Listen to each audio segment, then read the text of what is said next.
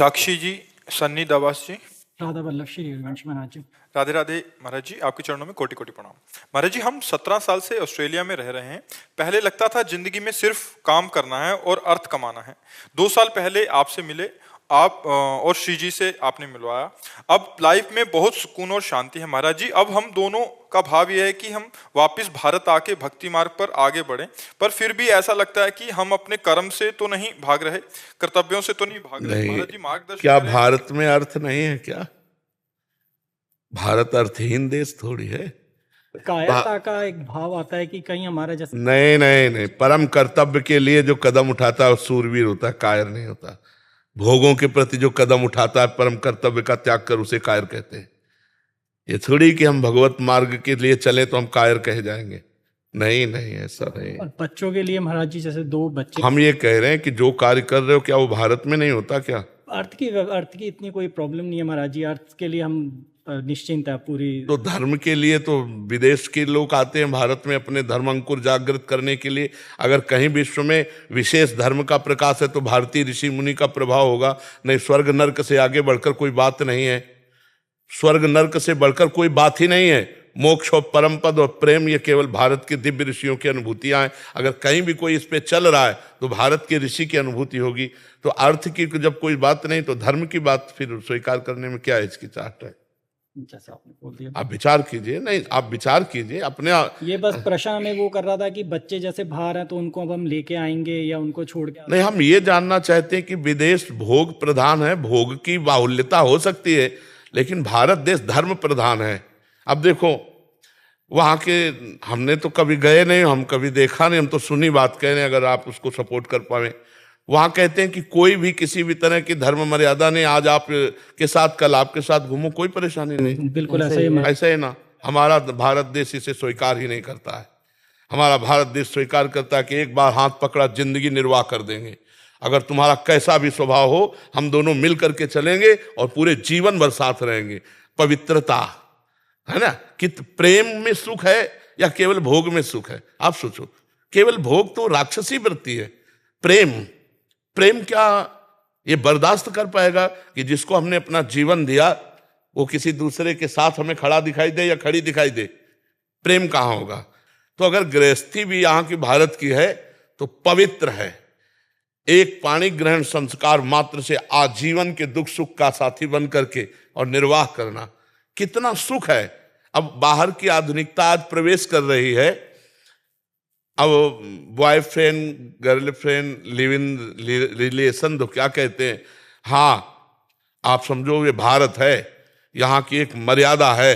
यहाँ वीर सती हुई हैं, यहाँ वीर यति हुई हैं। यहाँ की तुलना कर, और हमारा देश धन से कभी गरीब नहीं रहा। बहुत बार लूट चुका है। म्लेच्छों ने लूटा, अंग्रेजों ने लूटा, बहुत बार लूट चुका है पूरा देश। इसलिए कोई हम गरीब देश के नहीं है। भारत को ऐसे कहावत में पुराने लोग कहते थे सोने की चिड़िया, है नहीं?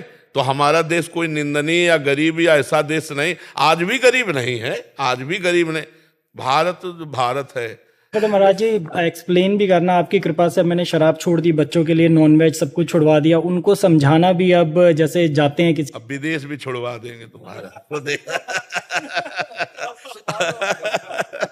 बस सबसे प्रार्थना हमारी यही है, मनुष्य जीवन एक आनंद का जीवन है। आनंद के लिए आप गलत रास्ता चयन मत करें।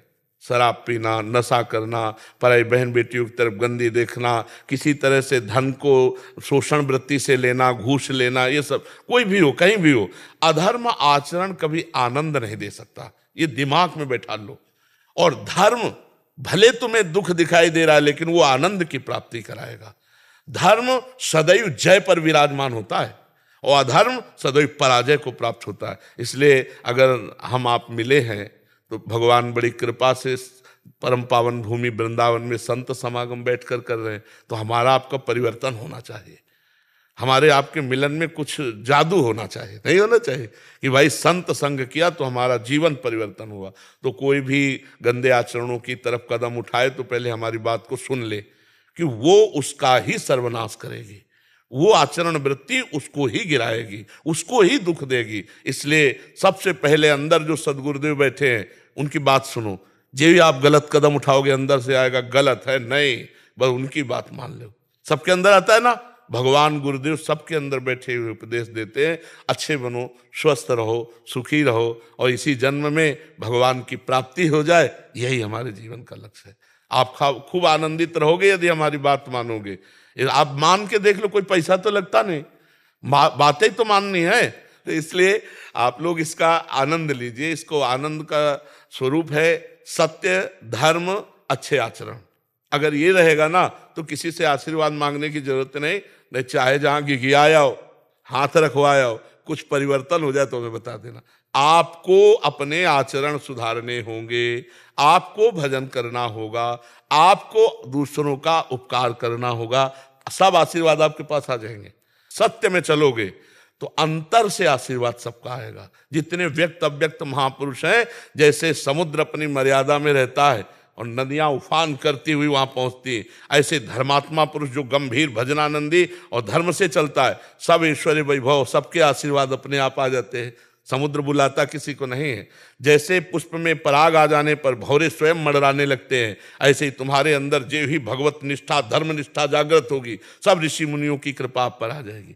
देखो, जामवंत कहा सुनु रघुराया, जा पर नाथ करहु तुम दाया, ताहि सदा शुभ कुशल निरंतर, सुर नर मुनि प्रसन्नता ऊपर, सोई विजयी विनयी गुण सागर, तासु सुजस त्रैलोक उजागर। नाथ आप जिस पर कृपा कर दो, तो जो धर्म से चलता है, भगवान का आश्रय लेता है, सब आशीर्वाद सब मंगल उसे घेर लेते। इसलिए अच्छे से चलो, गलतियों से बचा जाए, भगवान का भरोसा रखकर। हम में तो बल नहीं, भगवान का बल, भगवान का स्मरण, भगवान का नाम जब हमारा मंगल कर देगा।